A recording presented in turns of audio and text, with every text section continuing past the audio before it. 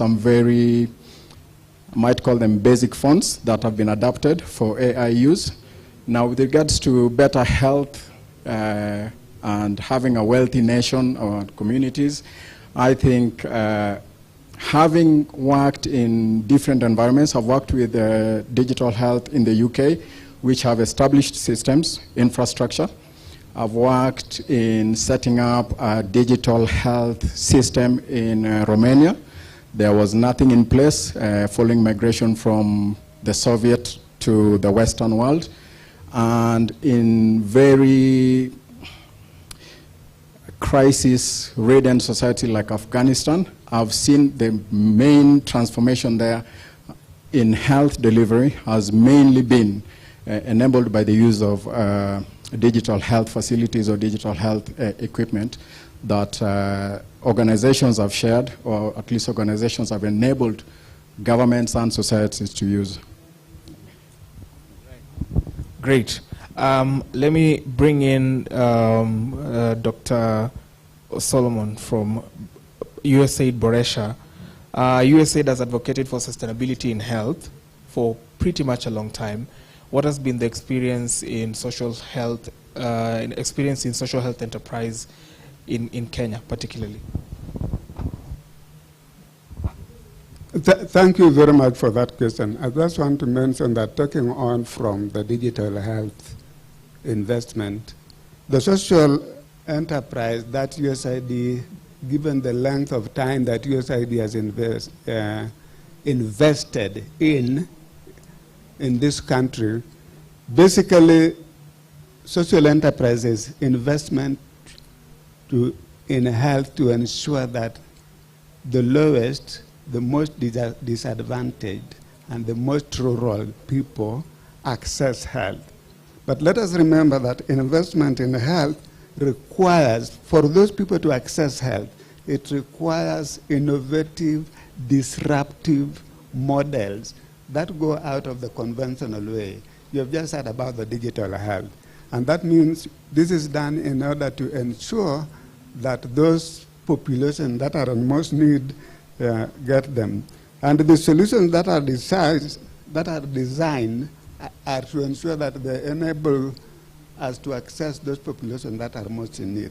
And if you heard from what the First Lady mentioned, the people she talked about are disadvantaged. They are helpless. And those are the people that the investment that USAID has put over the years, those are part of the population that they want to get in social enterprise. Social enterprise is business, but remember again, business in health is long-term. It is not immediate. There are no immediate returns, but the returns are in a healthy nation, a healthy population, which in the long run, in terms of capital investment, you have a healthy population who can work, who can think, who can do the digital things you've been talking about, because the children were healthy from the beginning. And if you remember, the people who are in digital, look at my colleague there, the young people from the time he started doing digital must have been a fairly young age. That means somebody invested in his health, somebody invested in the environment, somebody invested in the systems that enabled him to go through that. Let me bring in Dr. Chris from AMREF. In that case, then, how do we attract more investments in primary health networks, particularly?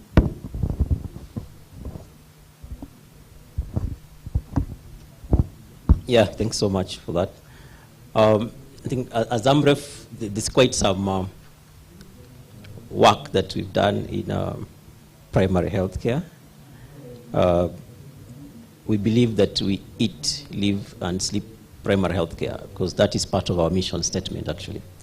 So how do we invest in primary health care? The first thing that we need to do, Waziri, is to make primary health care part of your mission and part of your vision for the Department of Health. And even just the governor's manifesto, I was looking at it, and truly there's an aspect of primary health care that is captured there. But how do we translate that into a business? And I just want to share, but before I do that, may I just appreciate that among the counties that we've supported set up primary care networks, Kakamega was among the first counties where we set up all the 12 primary care networks. I think you should clap for yourselves, Kakamega County, for doing that, because there was a lot of buy-in that we had from the leadership, and was really the only county that has formed a think tank around primary care networks. And the point being that we are looking beyond just setting up the primary care networks. What are some of the sustainability measures that we must put in place? But we need to think about it in this particular perspective. How does the end look like? Why are we investing money in primary care?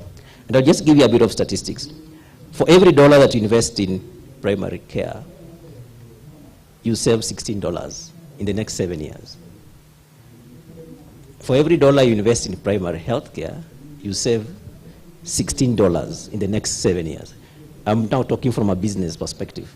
Yeah, Dr. Orero has talked about social enterprise. So if we look at it from that perspective, that you can actually save $16 for every dollar you invest in, then that means that whatever savings we make, the money can be used to develop some things that even the First Lady has been talking about. I listened to you, First Lady, and we are looking out for people to invest in Kakamega County.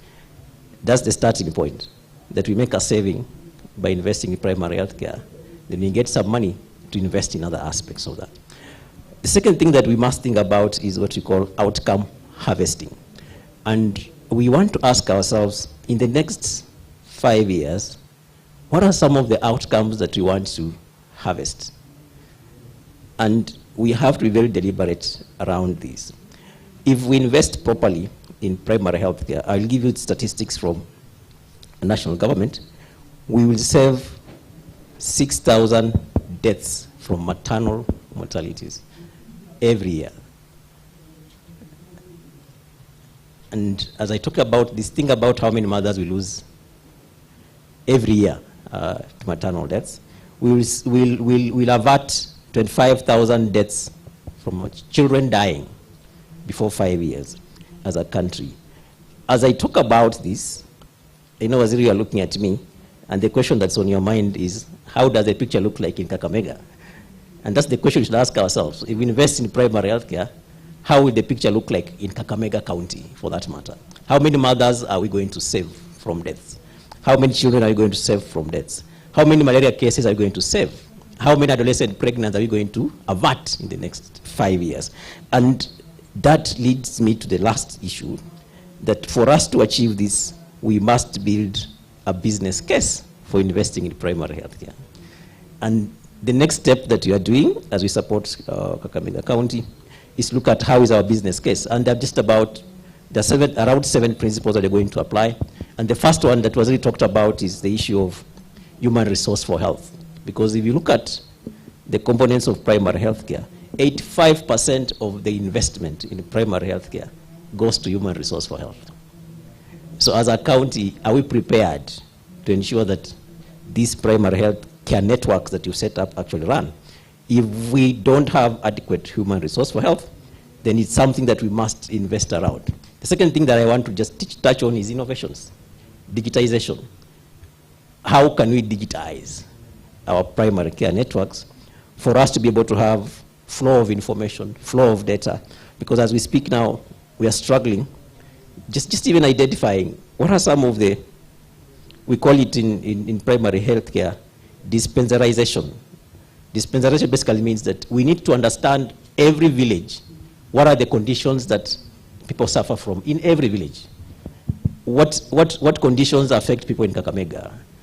When I was doing my studies, we used to get a lot of cases of esophageal cancer from Kakamega County.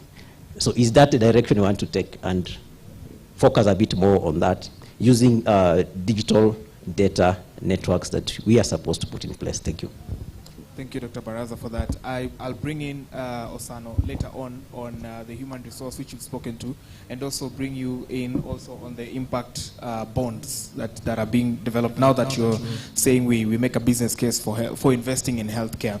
Let me bring in Dr. Anthony Sifuna from MUST. And of course, we are seeing a close working relationship between the county and the university. what are the opportunities for partnering in terms of research and development, and extension of the same in healthcare in Kakamega County? Yeah, thank you for the question, and I think I'm just so excited about the session and the brains around this, what we are sharing. And that gives me quite some interesting perspective as MUS, and then also as the School of Medicine that I'm leading. Now, in terms of investment and research, as it were, or MUST, we already have some interactions in terms of both capacity, building capacity at, like currently I think we have a team of our collaborators in terms of research who are at the hospital at the moment working with health workers. And just like what my colleagues on the panel have mentioned, again, the target that we are focused on is maternal health care. So you can see already we, as a university, again, we are playing a role in terms of strengthening the capacity of our facilities within the county. And what I could say at the moment, apart from the county, the teaching facility, we are also at other 3 sub-county hospitals, Navaholo, Malava, and also Butere. So you can see we are building that capacity in terms of different aspects, supporting women. But then also there's something very important in terms of antimicrobial resistance. This is where now these pathogens or the germs that are causing diseases are not able to be killed, be killed by the medicine that perhaps a doctor has been able to prescribe to you. So in this case, you have to stay longer in the health facility. So what the university is doing at the moment is, with its partners, is trying to strengthen this capacity at these 4 health facilities. And we have been able to set up what we are referring to as antimicrobial stewardship. So you see, we are so involved in these initiatives that are aimed at trying to strengthen the capacity of the health facilities. But more important, I think there are other aspects that we need to move forward and strengthen, and perhaps even the panel here, where you find that there are so exciting issues that are emerging, and perhaps with the university, we can still partner and then strengthen the health services in terms of fundraising, so that we can be able to support health initiatives that are limited at the county. Thank you. Great. Let's now take the last round of questioning. I'll engage Osano now on this one. I want to correlate human resource and technology, because we are now in the bubble of AI, artificial intelligence, and everyone is like, AI is going to take our job, AI is going to take our job. You're familiar with that discussion by this time. And you've seen what AI can do here. Dr. Orero is agreeing. You've seen what AI can do here. It's been demonstrated. You're able to get real-time data, real-time information on what could be affecting you by a simple click of a prompt. Yeah. just how can AI and human resource coexist in healthcare so that we don't have redundancies? And you know, healthcare is a devolved function. So that we don't have those redundancies, so that we maintain the quality of services offered, but just perhaps augment it using artificial intelligence. That correlation. Okay. Thank you for that. Just before I go to that, there was a mention of HR in health, or HR in healthcare. Now, if I put this to Waziri and probably all the stakeholders around, one of the challenges that we face coming from the digital space or digital healthcare is the lack of correlation between HR and the digital space. People see solutions in the digital space, but they don't see the HR that is needed, human resource that is needed, to enable that solution to be executed effectively. So I would say, even if you're doing our planning, we need to factor in that human resource is very, very key. I can give you all the systems. I can give you a very effective AI platform, like what Jacaranda has, but it needs, in a tech world, it needs bots behind it. It needs human beings behind it. Without that, the system fails. And people feeding in the data and all that. Exactly. So there's that component that I believe in an investment environment, a lot of people miss, a lot of people do not factor that in. So when you are budgeting, for example, nobody budgets for the human resource factor for that. We will talk of buying a platform or a system, but nobody says, how are we going to sustain this? How are we going to maintain this? Now, if I come back to AI and the stereotypes and the things that people say, I believe in the modern world and in the future that we are going to, it's inevitable that AI must coexist with the systems that we have. It must be integrated into our cultures. And I'm coming back and I'm talking about the African cultures. We have some very restrictive perceptions when it comes to integrating outside systems with our cultures. So I believe we need to start looking at it from the context that AI is meant to make things easier. Like we've seen, AI is meant to enable the users of the systems that have been invested so that we have a productive system. You know, so AI is very essential from a digital space. Great. And speaking of cultural impediments to investment, I really wish we'd have had that conversation on land use policy, because there are so many of us who are seated here. Na mtabeba mkono ndani ya roho. I won't ask anyone to beba mkono. How many of you here, when the county government will come and say, give us your piece of land so that we put up a healthcare facility, you would easily give it out? That's a land use case. Beba tu mkono ndani ya roho. I do not want I would not want to see a response on the same. Let me bring in Chris, Dr. Chris once again from AMREF on this one.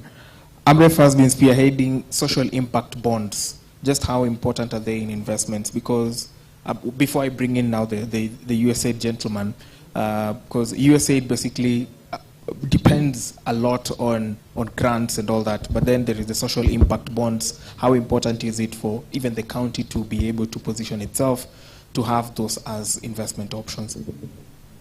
Yeah, thanks for that. And just building on what you've ended up saying, we have the traditional funding streams. Yeah. And in the health, we've had universities like Johns Hopkins, Washington, Columbia University. And if you look at historically, the most important aspects of universities, Dr. Sifuna, is the School of Public Health. That's where money comes in through. Yeah. So I want to challenge you, how is your School of Public Health in Kakamega? Can it be able to attract funding? Sasa Yeah. utafanya daktari ashinde akiandika proposals bwana. Wacha andike. Anyway, proceed. Yeah. So we've had that for quite some time. The second source of funding in health has been through, grants from, let's say, the US, the UK, and all that. And then we've had governments, national government, county governments funding. Yeah. And there's a model now we are talking about government-to-government funding, Yeah. whereby the US government, for instance, can come and give money directly to Kakamega County, as it were.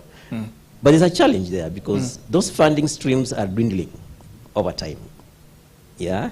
And Dr. Oro will tell you that we are facing a funding cut as USAID-funded programs, and they'll tell you next year we'll have 15% less funding cut. So what that means is that we must go through what we call business process reengineering. What does that mean, basically? That do we have systems that are built on mutual trust? Because I can only give you money if I trust you. Even when you are at home or with your cousins and all that. You only give someone money if you trust that they'll use the money effectively well. 2K urgently. Yeah, so is there mutual trust that if a donor gives you money, we're going to use it properly? Before you go too far, sorry to stop you in your tracks, before you go too far, I'm already interested in two things. The social impact bonds, what kind of incentives do you enjoy with it? Are they taxed and such kind of things? And then number two, what would be the net effect of that funding reduction? Let's say 15% of your budget is cut. That's a quarter of it.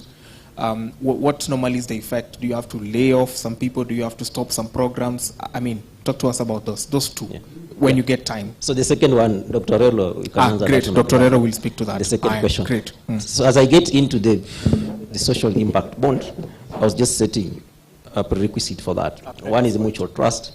Two is a fiduciary obligation, such that whatever money you are given, you must have systems that can be able to account for it. And then three is governance systems. So there's now a paradigm shift, and AMREF has taken that up. We have done this in Makueni, in the previous governance system. We are doing this now in Bungoma and Migori.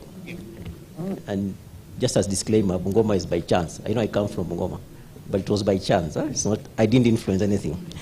What I'm saying basically is that for you to have this mode of funding work, and basically what happens is that a private investor comes and you discuss with Kakamega County and say, we will give you, let's say, $10. Yeah. But there are some specific outcomes that you want to achieve in the next 5 years. Yeah. And as we achieve this, the county government will be able to pay back. There's a benefit that comes in from a social perspective and from a financial perspective. So we'll pay back the $10, but there's a social impact that you're creating as you pay back the $10 at a very modest fee. Sometimes we even do it as a zero. It's a very nominal fee. Yes, nominal fee, very, very minimal nominal fee. Sometimes it's free, depending on how the discussion is. So what that means basically is that if we come to Kakamega and we engage the county government, and we will tell the county government that you need to put in this dollar amount, we'll invest in this, you top up the investment, and then you can be able to pay back over a period of time. And that's proving to work. Why? Because the three principles I talked about, you cannot quote by quote borrow and misuse the money, knowing very well you have to pay back after some time. Yeah. So what that means is that we become a bit more responsible, even as county governments, but in health. And then there's a social impact that is created out of that by investing into that. I just want to mention that as I give to my colleague, senior colleague, Dr. Orero here, that even as we get into donor funding, they're now asking us for cost share. So no one will give you 100% funding now. Okay. If they give you $10, they'll ask you, can you give us $1? And you have to demonstrate that you actually put in $1, and they give you $9. So that we can also be a bit more responsible. Okay. So I think as a county government, we may want to think about moving away from the traditional funding streams that are dwindling, and think about other modalities of funding to create social impact. Thank you. Great. Dr. Rero, you already have your question set, but I'll still ask again. Attracting grants as a means of funding. I know county gets some conditional grants, but they're basically, priorities normally budgeted for development expenditure, very little goes into consolidated funds. Consolidated funds basically has to do with debt repayment, debt settlement, and all that. But I haven't had that, at least not in Kakamega, because Kakamega hasn't floated any bonds, or so to speak.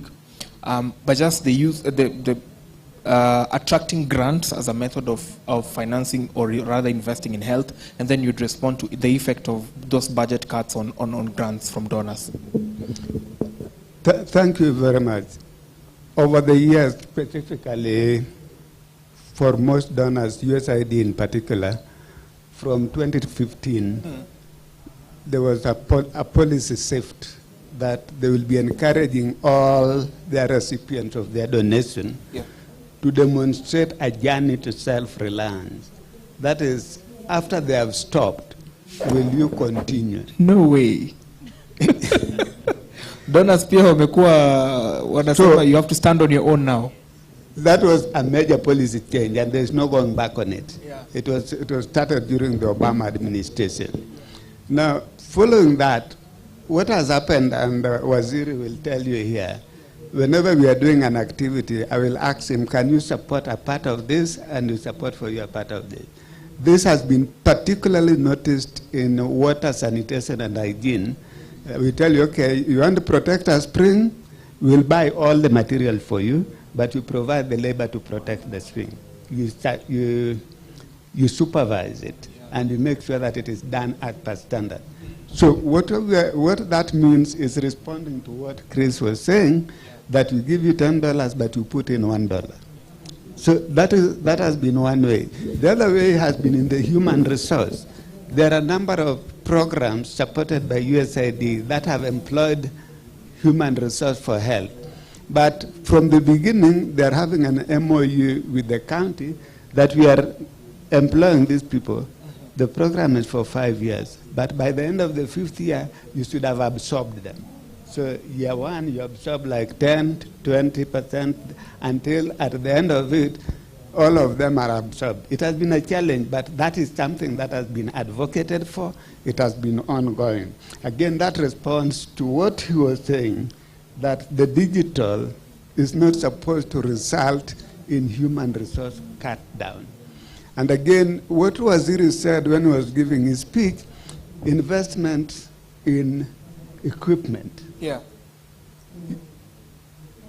It is a two-way. Yeah. You can't invest in the equipment without investing in the human resource that will use this equipment effectively to benefit the beneficiary. Yeah.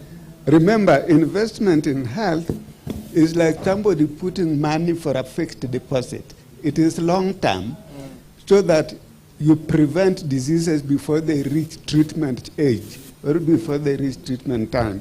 And that is one of the challenges of investing in health, because people want monetary returns. Yeah. But in health, the impact you are talking about is social, a healthy population with fewer diseases, who are productive, who are energetic, who are innovative and can do other things. It is only then that you talk of development. The moment you have a healthy population who can access healthcare, that social enterprise I mentioned at the beginning, the disadvantaged, who have access in terms of geography where they are going, access in terms of cost, is it accessible in terms of cost, access in terms of affordability, access in terms of quality of what they eventually get. And once that happens, then the nation is healthy. You spend less. And again, that comes to Chris. When you do the primary health care, then you prevent all that. And that is what Waziri also mentioned in terms of immunization. Okay? You have less children having polio. You have less children having, TB, because you prevented. Because the treatment is more expensive than what you would have done if you prevented. Amazing. Thank you for that. Let me bring in finally Dr. Anthony. The impact of research on health communication, because that's also very important. How do we advance research to be able to inform the people of Kakamega and the Kenyan population at large on proper health systems and on how we can also advance that? Yeah, that's quite an interesting question, and I'll start by tackling it. I'll start by tackling it, perhaps using the best example that we have in experience from 2020, and that's COVID. You may realize that there was so much research going on in terms of COVID, isn't it? From the time it was discovered, then there came in the element of diagnostics being developed, then the vaccines also came in, and then set in quite a number of issues that would have related to this aspect. Now, incidentally, many of the health aspects, like the training of a nurse, training of doctors, may not entail much of these aspects of how this information can reach out there.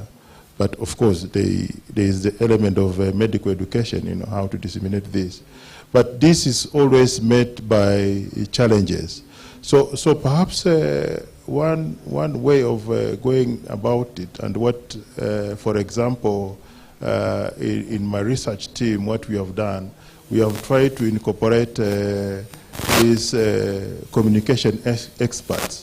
So we have communication experts within our research team who handled these aspects of interactions between communities, and packaging this information so that it can be able to get to the people, perhaps who may not have that knowledge in terms of medical health care. But then there is research which perhaps at times just happens in the laboratory. Then how does it get out to communities? I think that is one aspect which we are still very, very, very weak in terms locally, in terms of how we package it to get to communities, because you have very good data, perhaps lying down in your labs or your offices, but it cannot get down to the communities. So in fact, just to add to perhaps the catalog of what the minister may have listed.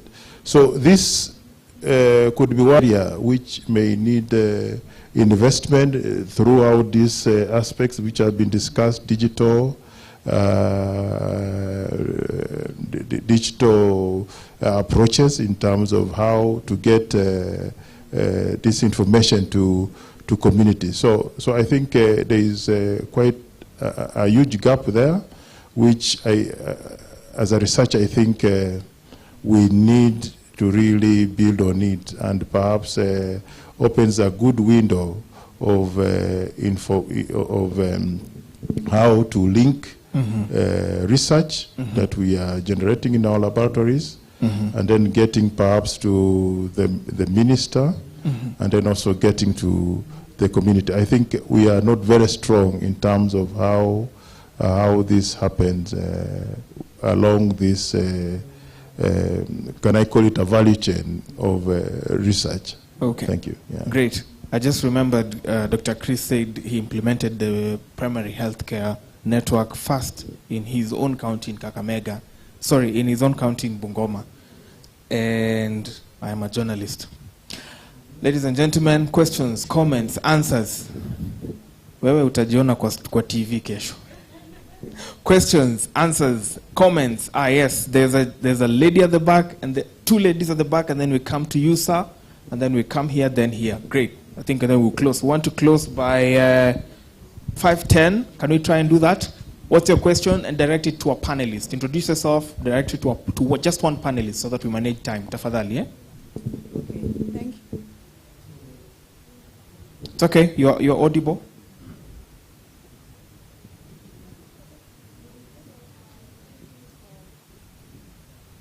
Thank you. It's okay, you are audible. Yeah, speak with the microphone. You are very much audible. Thank you for the opportunity. My name is Rehema Rashid. So my first question is directed to Brian about the digital space. Rather not a question, Sorry, but Brian. yeah. I am Brian. This is David Dosano. Sorry, David. Yeah. Sorry. It's okay. So rather not a question, but like an investment idea. If you go to the hospitals, especially the mother-child health clinics, the MCH, so you'll find maybe a nutritionist and maybe a nurse at the station with over like, if you go to CGH, approximately on a Monday, you can find them getting like 50 clients or maybe more. So these two people are supposed to handle all these clients, and with data, they have different types of books. So the mother-child booklet, the MOH47, MOH, and there are several of them. So in terms of maybe an idea of an investment in the digital space, if the county or, I don't know, can implement how this clinic can engage a digital space to cover all this data, because if in fact the data about malnutrition or data about maternal health in mothers or children, it's biased and it's not accurate because of this Izishida. And if the digital space can be engaged at this clinic, we could evade cases of stunted growth, specifically in Kakamega County, where it's rapidly growing. You can see at 5% every year. That's alarming. And with this inaccuracy being defended by the digital space, I think we can get more accurate findings so that we can look on how to intervene.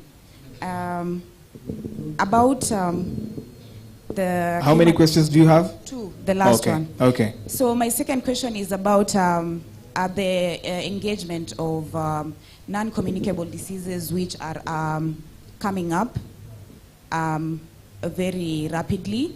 And I don't really have the statistics of non-communicable diseases coming up, but they are really coming up rapidly. And primary healthcare involvement, and I will talk as a nutritionist, is not being given as emphasis, because I am so sure with nutrition, it's 100% sure that with nutrition being 100%, given 100% concentration in maternal health care, will reduce chances of these non-communicable diseases. And I'm not talking about the same ones that we always talk about, but probably maybe overnutrition, obesity, which are really uprising and coming up. And if at all the county or these big brains we have can give emphasis on nutrition in maternal health, in terms of human resources, in terms of capacity building, in terms of education and educating many about influence of nutrition in maternal health, it will bring a change in the drastic rising of the non-communicable diseases in the country. Thank you. All right. There was another question right beside you. Short, sweet, simple to one panelist, please, so that we manage time. Our target is 5:10. Good afternoon, everyone. Good afternoon. My name is Rebecca Tsuma, and my question, I have two questions, and I'm directing them to the gynecologist. Okay, Dr. Chris Barasa. Yes. The first one is about the females, mostly on family planning. We've had the stereotypes that family planning is not good for your health, it's not advisable as a young child, you're not supposed to get family planning and all that.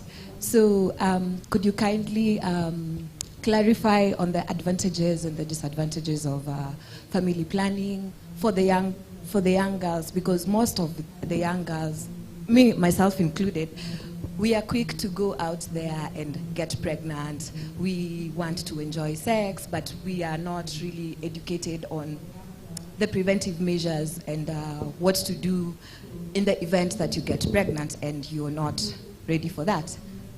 My second question goes to the same person. Is it possible for us to educate the boy child on matters concerning teen pregnancies and child care as well? Because we are mostly focusing on the ladies and the female gender. We are forgetting that teen pregnancies and unwanted pregnancies has two factors. There's the male child and the female child, but we're mostly focusing on the female child. So is it possible also to include the male gender into the discussion about teen pregnancies, sexual education, and matters concerning the same? Great. Takes two to tango. So how do we involve both of them? There's a lady here, right at the front, and then the gentleman in a suit. We'll take all the questions first, and then you respond to the panelists. And yeah, please. And we request the panelists to stick to the question you're asked so that we manage time. Go ahead. What's your question? Please rise. Introduce yourself and then your question. Thank you, Brian, for the great moderation and the panelists. I think that was a good and enriching session. My name is Dr. Maureen. I work with Dr. Orero. I'm sure he's looking at me. Are you asking me a question? Ask him a hard one. Just make sure he's not your boss. He is. He's your boss? Yes. Tapata email wewe.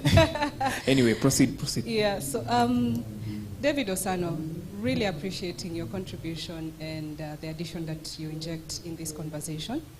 And my question stems from a history of about 10 years, a decade of being in the development partner space and working very closely with the national and county governments, especially now that they are devolved functions.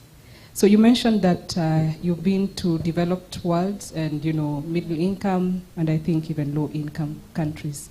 So Kenya has really walked a journey in terms of digital health, coming from a space where we didn't even have proper electronic medical record systems to a point where we now have KHIS and, it's open source, of course, different accessing capabilities, to where, at least for certain programs, like the HIV program, they're now integrating AI to even predict patient behaviors. And then now we even have something called ICHIS for the community. So my question is, given the vast experience and different exposures, what are the quick gains that you feel like at national and now especially at a county government like Kakamega, who are trying to integrate all these systems, try and understand, including the private sector, by the way, because we have the likes of Aga Khan here. I would say, and let me now, get to a layman perspective so that perhaps you may understand this question properly. So I'm a medical provider, and I'm following my patient who perhaps has migrated from Mombasa, is coming to Kakamega. And what we used to envision is having a system where you can be able to track this patient, but most importantly also predict. The young lady, for example, spoke that she's walking her journey. How can we predict who's likely to be pregnant? How many times? Who's likely to probably get diabetes? And then this information then can be packaged for the leadership of the counties, for them to be able to properly plan for the counties so that they can know what commodities do we purchase, what kind of human resource do we invest in. So in terms of the health system blocks, how do we invest in infrastructure, HRH as you mentioned? I'm very clicking. I know it's a very wide berth question, but I think it's something that would be worthwhile, especially for the leadership sitting here, that if you could share those kind of experiences. And then for my boss and Dr. Chris Barasa, I think it would be important to be able to go a step further and explain to Professor Kasili and our CEC here In terms of moving forward, and you see now we are bringing local institutions, what Dr. Rero did mention is after journey to self-reliance, now we are going to localization. What does that mean for them? What are those quick things that they need to start bringing together so that as the funding landscape is changing as far as donors are concerned, how do they shift? Because here we see a lot of potential funders. I mean, look at the main sponsors of this particular forum. You'd find that they'll probably go into other sectors. But how do they, what are the quick gains as they are engaging the other potential donors or funders that they can start leveraging on as the funding landscape is changing, but also trying to focus also on the main donor who we have worked with for the main donors really for the last 10 years. Thank you. I think that's a question that really spokes my interest to self-reliance when healthcare is not necessarily one of those for-profit initiatives. Spokes my interest too. I'm keen on that. But I'd have Dr. Rero take that up because Dr. Barasa is already has 2 questions and David has already 3. So please. Proceed, sir. Yes. Okay. My name is Professor Barak Abonyo, School of Medicine, Masinde Mulero. The developed world has emphasized and has invested heavily in terms of health in pharmaceutics. And almost every medicine that we use, the governments there and funding agencies and investment partners have invested heavily in that. My question goes to all the partners and the panelists, including the county government. I did not hear a lot about investment in the pharmaceutics. As we sit here in the hospitals, medical doctors will diagnose and give diagnosis, but they can't. They will get some medication. Sometimes they will be told that some of these medicine are not available. What can we do to invest in local innovation, research, in production and dispensation of the pharmaceutics? And specifically in terms of artificial intelligence, I see a lot of the social aspect of it. But we find that in non-communicable diseases, a person might be getting a drug for diabetes, is getting a drug for high blood pressure, is getting a drug for thyroid. And the world is moving towards looking at drug interaction in the body. What can we do in terms of locally developed artificial intelligence to promote research in looking at the drug interaction and drug targeting? And finally, to AMREF, I heard you talking about working with universities overseas. I worked as a research scientist in the United States for over 15 years. And what I realized, the big boys are already there in the game. And unless you work with the big boys, it's very difficult to compete with them for the same funds. I understand you work with the big boys. How can you make the big boys work with Masinde Mulero University? Thank you. Thank you so much. It's a big boy question. There's someone assisting with microphone. There's this lady, and then we come back to him. Then we close the question and answer session at that point. Very fast, your point, introduce yourself and ask your question directly to one of the panelists, please. Okay, good afternoon. Good afternoon. I'm Karen Juma from Lurambi. I lead the young mothers in Lurambi. My question, because I don't know if it's a question, a request, but I just put it the way I have it. About teen mothers. In Kakamega, we have 12 sub-counties, and Kakamega is a big county. Yeah. So I was asking if there is an investor who can stand with our First Lady to help us to prevent young pregnancy. As for me, I got my firstborn when I was 16 years. Yeah. My son is in class 6 and I'm 29. I got him when I was 16 years. The reason why I landed there, 1 was poverty. 2, lack of education. Mom may help a teen matter to go to school, but without education, without going to you go to ground, you get the mother, you talk to the mother, you tell him, maybe you advise the mothers, like something like guidance, education, awareness. Awareness is very important.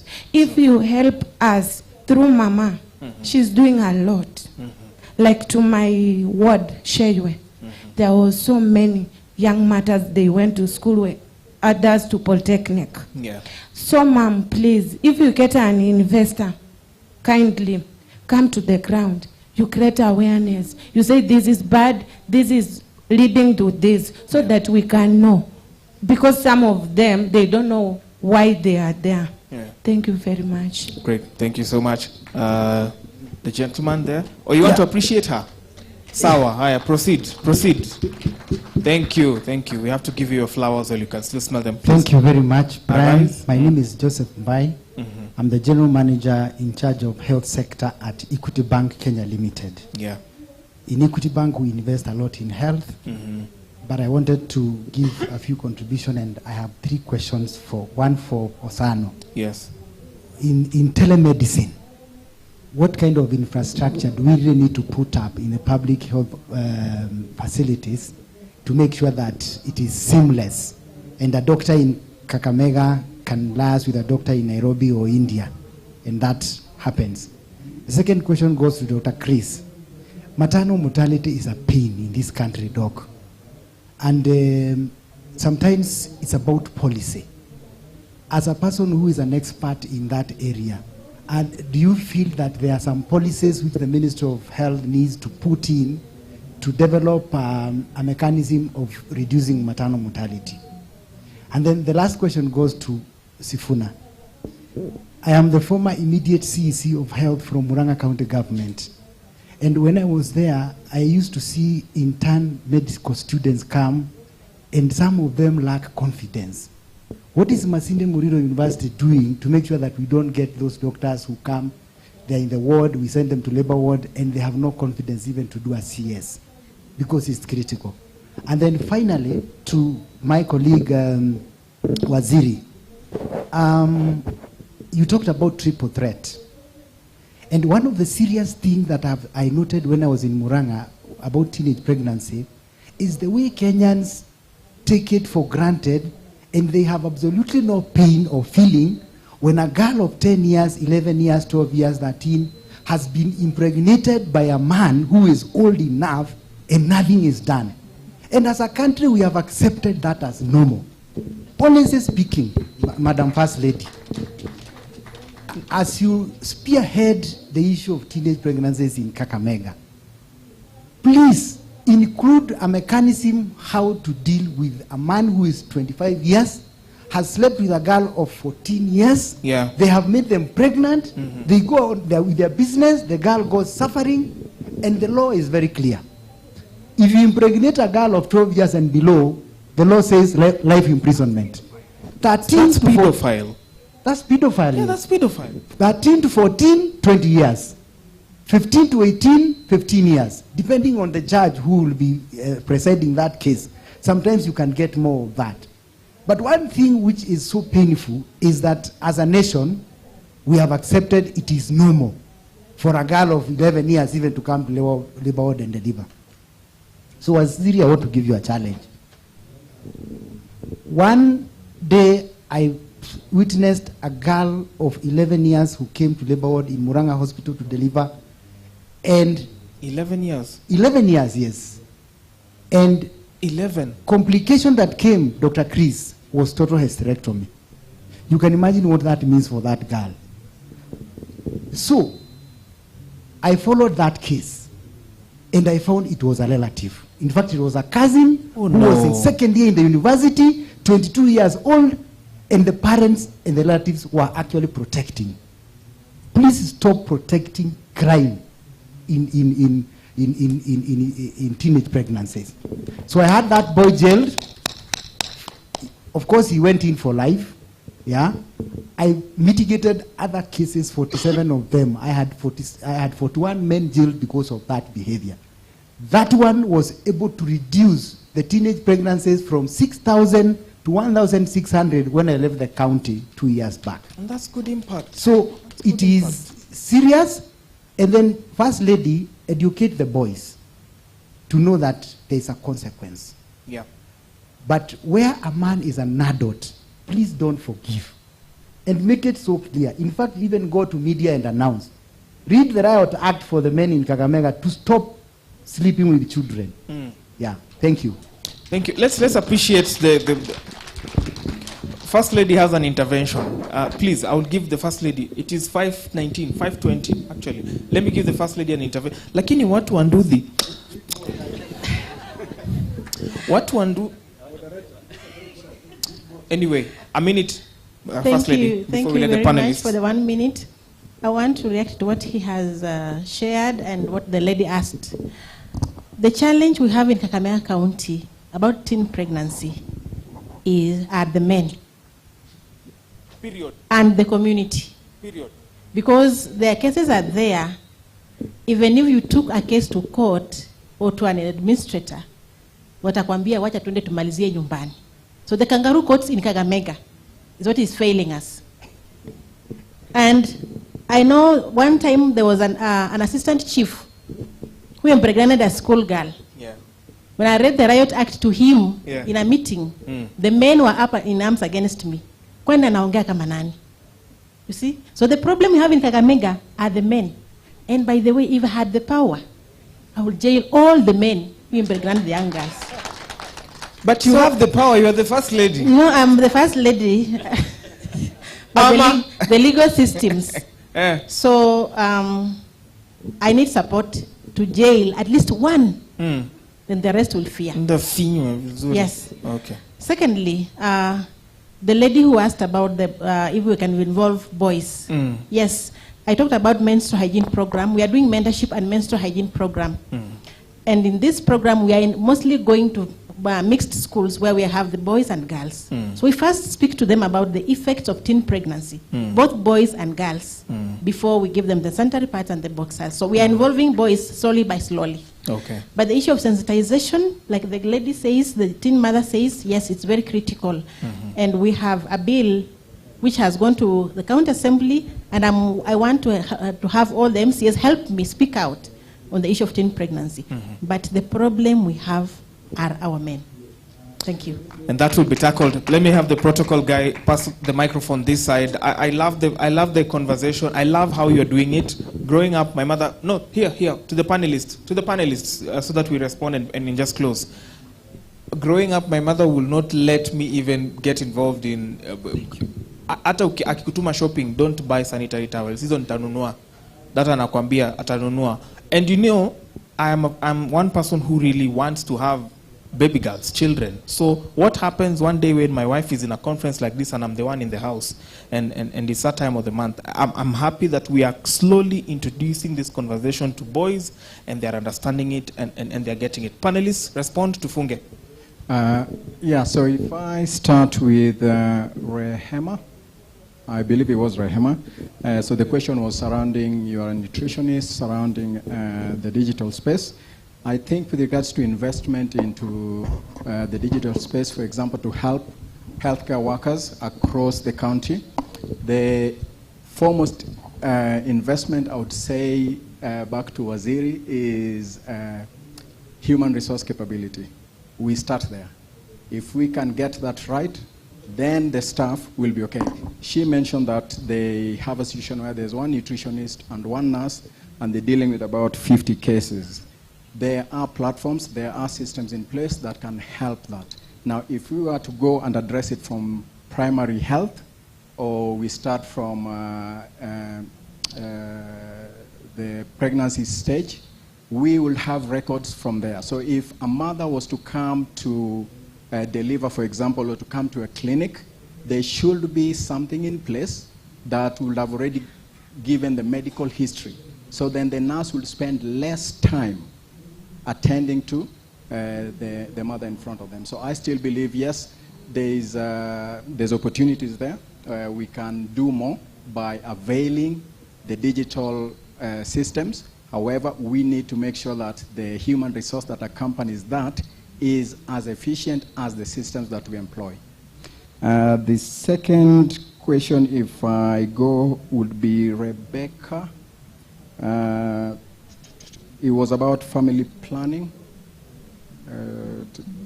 Or was that my question? That was your question. Thank you very much. For the teen mother and the other lady, service delivery, investment in health is multi-sectoral, multi-level, and across the life cycle. What it means is that for each and every stage of life in the life cycle, there are specific things which we can invest in. Waziri just talked about immunization for the under 1 up to 5 years. That is specific for that particular area. For girls who are already in the reproductive age, or even before but are sexually active, or even before but are already having their periods, the moment a girl starts getting her periods, she is potentially able to get pregnant and have a child and have a baby. So in terms of family planning, I know it is a big debate amongst Kenyans with the religious groups and so forth, but any girl, any boy who is sexually active is eligible and is authorized to use a protective means of family planning. And in terms of the safety and everything else, each and every woman who uses a family planning, there is at least one method that will be suitable for her, apart from the permanent, which discriminates on age or on marriage, or also whether one has delivered or not. But it is important to recognize that all the life cycle stages, all of us are eligible to get appropriate, proper, accurate information on the use of family planning. I think that is what was on for family planning. And thanks, senior. Dr. Oro is my senior. He's a gynecologist also. He just didn't introduce him as such. So when he speaks like that, I keep quiet. So there are a couple of questions, but I just want to quickly go through. The first one is NCDs. Was it the First Lady, as you deal with the triple therapy, the triple threat? We're also dealing with a dual threat. We are seeing a situation where NCDs are taking over the communicable diseases in our country, actually. And if, for instance, we went to Kakamega County Referral Hospital, you'll find that 50% of the patients who are admitted there is because of non-communicable diseases, for that matter. And studies also show that about that 9% of deaths are due to non-communicable diseases. So what does that mean? That means that we need to shift our thinking so that we can not really move away from communicable diseases, but just know that also non-communicable diseases are a big threat we have. And now that we are in an investment forum, for every 10% increase in deaths due to non-communicable disease, there's a reduction. You know, when you tell the governor that, he'll understand. There's a reduction in the economy by 0.5%. So to pick a hesabu. And that means that when we have deaths due to non-communicable diseases, the other way in which I usually talk to politicians, I tell them, you lose this number of voters. Then watakusikiza, sindio? So every time you lose mothers, then you're losing voters. Then they'll be like, yeah, I'm losing 1,000 women every year. Those are my votes. So how do we work around that to be able to achieve this? So what we are doing basically, and I mentioned this a bit earlier, is to look at, if we come to a county like Kakamega, what does the data say?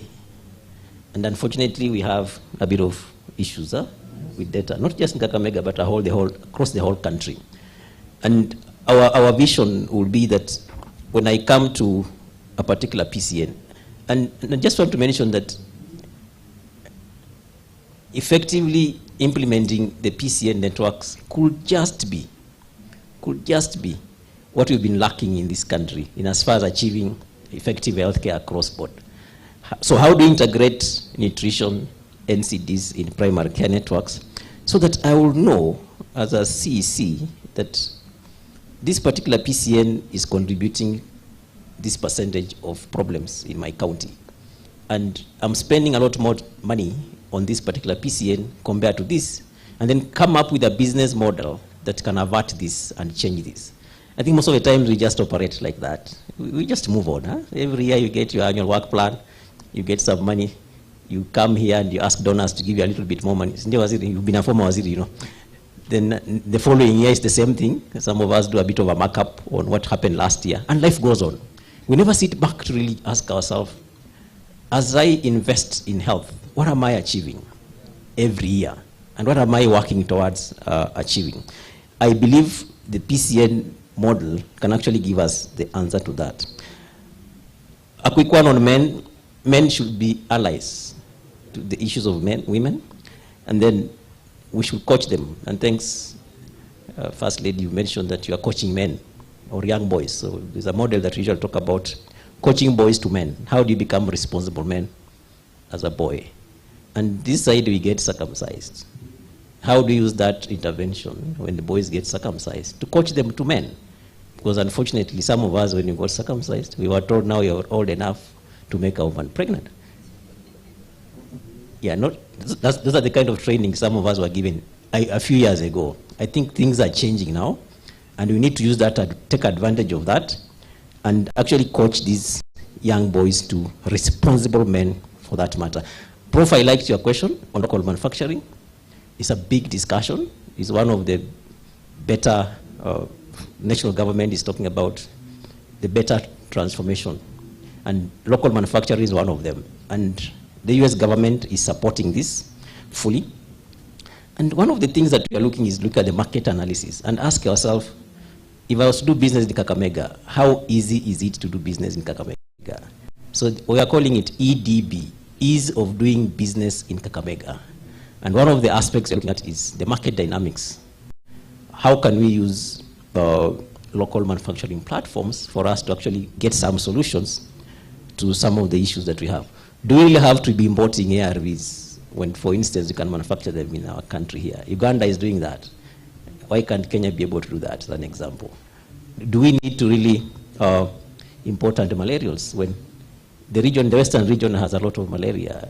If we thought about having a manufacturing farm for antimalarials, for example, would that give us economic benefit? So it's a discussion that it's going on, and we really want to see that as many as the components that we have are actually manufactured locally. In terms of partnerships, it's a good discussion. Let's talk. We can see how we can partner with AMREF, because there are quite a number of organizations we've supported. We do what we call ODSS trainings, Organization Development for System Strengthening. We have a whole package. So we look at you. We need to have objectives of the MOE first. So, yeah, so we can be able to see how do we capacity build local organizations to also get funding on their own, because there are a lot that goes into the ODSS training modalities for that. So a discussion you can be able to really further. The last thing touches directly on myself, because I lost an aunt in 1999 to PPH. And it's a painful process, because I've seen that girl grow. Luckily, she got married last year. Now she has a baby. Of course, we named the baby after the grandmother, our aunt. But the point is that the data that we are having is not communicating. Dr. Oro, you've had that discussion quite some time. How is our data looking like? Because as a country, we have plateaued in as far as reducing maternal mortality is concerned. As Kakamega, where are we? Okay? What is our maternal mortality rate? What is our neonatal mortality rate? As a county, as an example. And what are we doing to change this?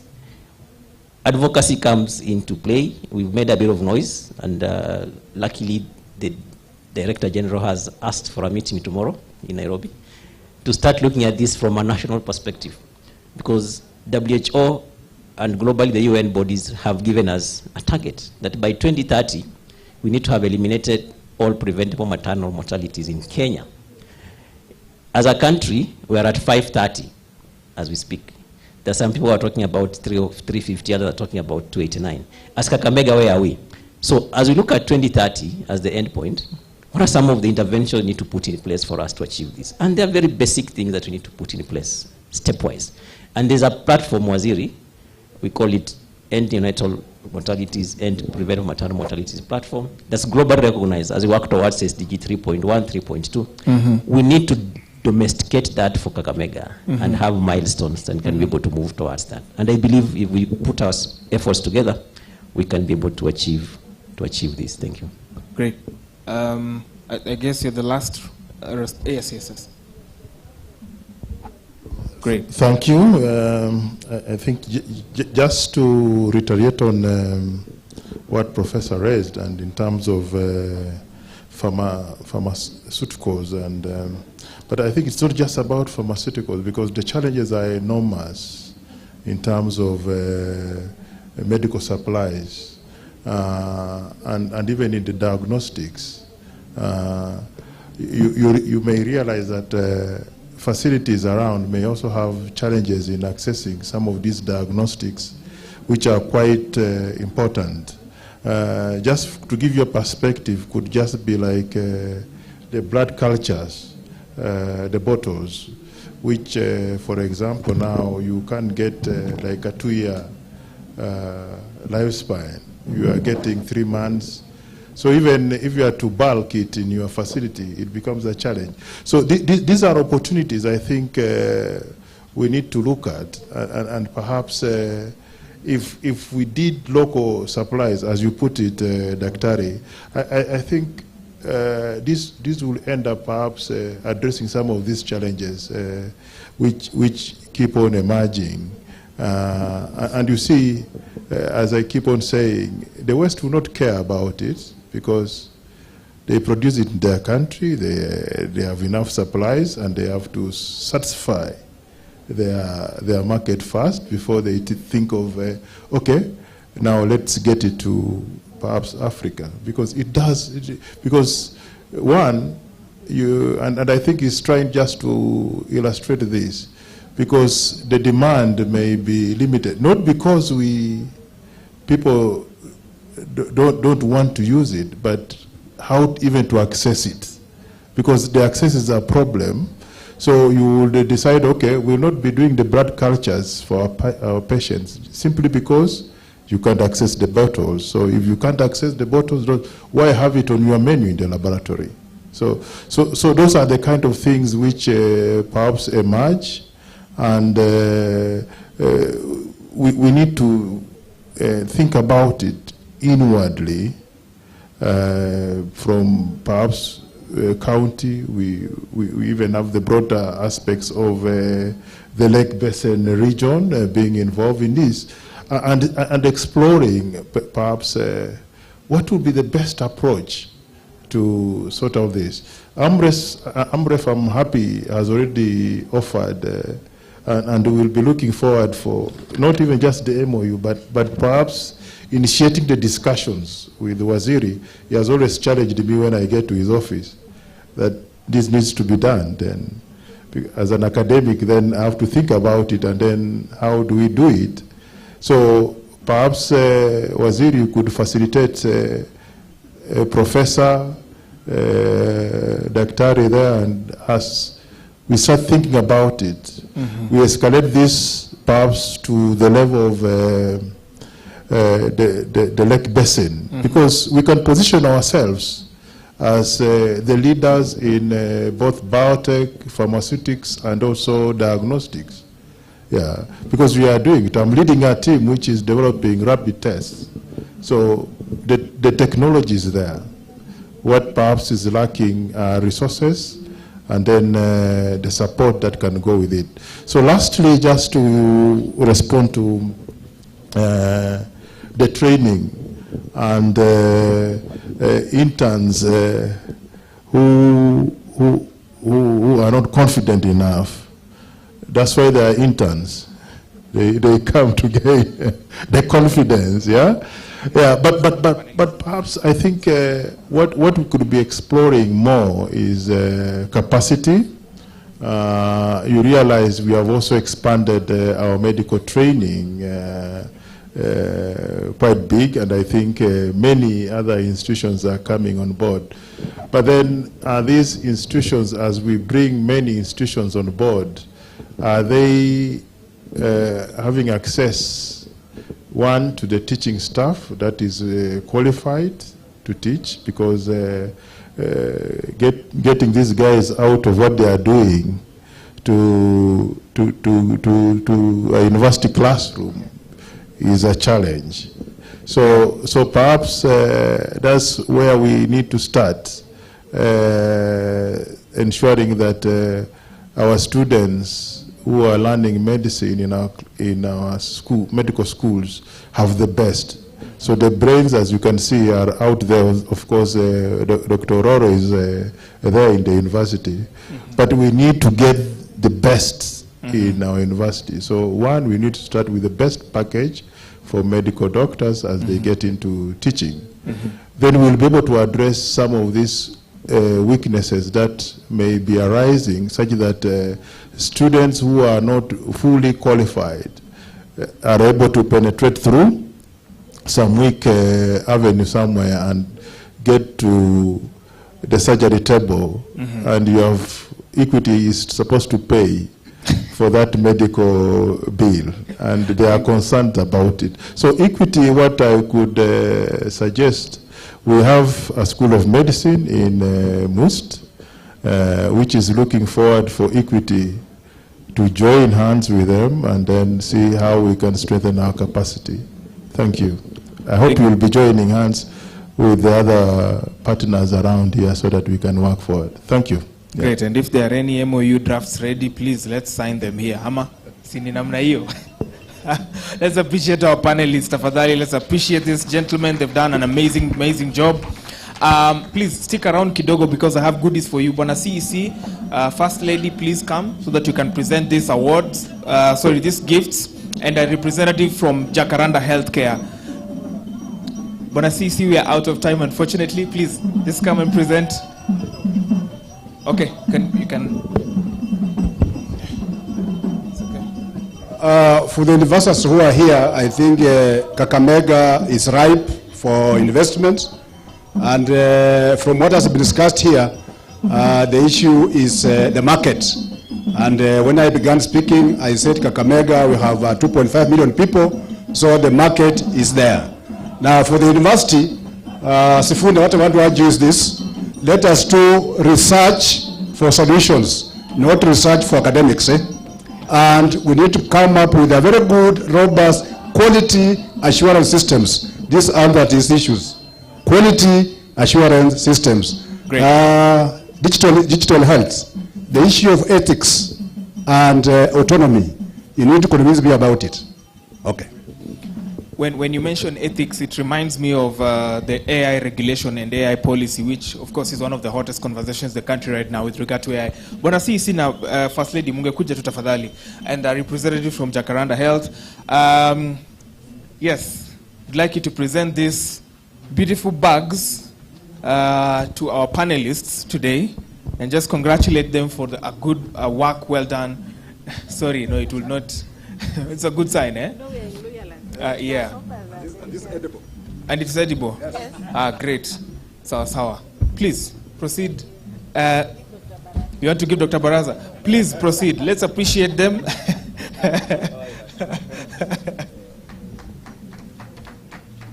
Great.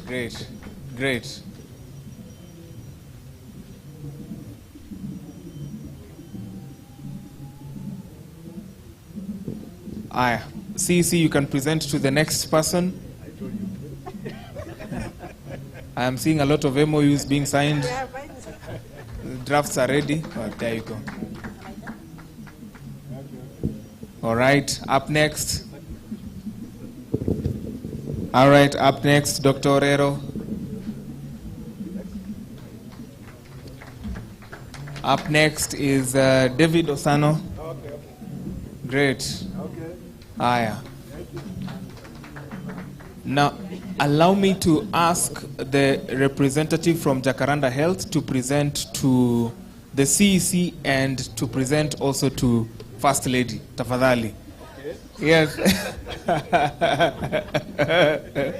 Ulifikiria utahepa? Ulifikiria utahepa? Haya. Makofi yao tafadhali. Makofi yao. Clap for somebody. Maybe next conference you'll be the next panelist. Ngane. Don't joke. And to the First Lady. Yeah. The First Lady too. Apokee yake na yeye pia. Asanteni sana sana sana. Oh, great. And then the CEC now to Jacaranda Health. Tafadhali. Nasemanga ukipeana utapewa wewe pia. Great. Let's appreciate the gentleman once again. All right. Thank you so much, the health team. Thank you, our panelists. Let's appreciate them as they take their... Thank you also. Okay. Yeah. Oh, we want to take a group photo with the panelists. Aya, sawa. Karibu, panelists. We take a group photo, tafadhali. I didn't get a bag. Now that Mimi sijapata... No, just come. Now that Mimi sijapata, this is a high-stake photo that can help me get a loan with Equity Bank. This is enough security, eh? I just go and say, unaona waziri yako hapa na First Lady.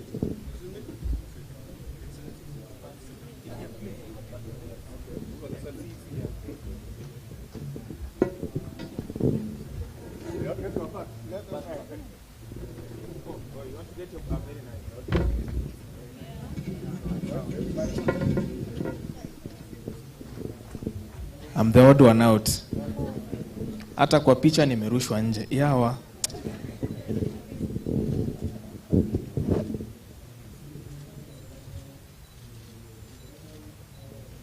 Let me now exit. Asanteni sana. Asanteni sana. And we have come to the end of our session. Thank you so much for being the good audience and for asking very interesting questions. Thank you so much, panelists. I want to now release you to go and begin your evening. Thank you. Kesho tena tuko na siku ingine.